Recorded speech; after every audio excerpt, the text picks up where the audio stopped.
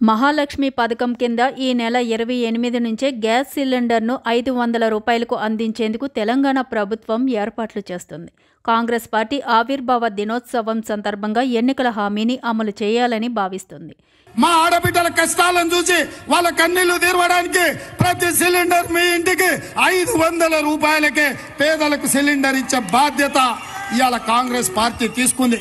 ఇందుకోసం civil supply శాఖ ఉన్నతాధికారులు విధి విధానాలను రూపొందిస్తున్నారు. రాష్ట్రంలో గ్యాస్ వినియోగదారులు ఎంతమంది, ఎవరెవరికి ఈ పథకం వర్తింప చేయాలనేది నిర్ణయించనున్నారు. ఈ పథకం అమలు వల్ల రాష్ట్ర ఖజానాపై పడే భారం ఎంత అనేది లెక్కలు తీస్తున్నారు. అధికార గణాంకాల ప్రకారం తెలంగాణలో 1.20 కోట్ల గ్యాస్ కనెక్షన్లు ఉన్నాయి. నెల 60 లక్షల సిలిండర్లు సరఫరా అవుతున్నాయి. రాష్ట్రంలోని గ్యాస్ వినియోగదారులు అందరికీ సబ్సిడీ ఇస్తే ఖజానాపై ఏటా 3,000 కోట్ల భారం పడనుందని అంచనా.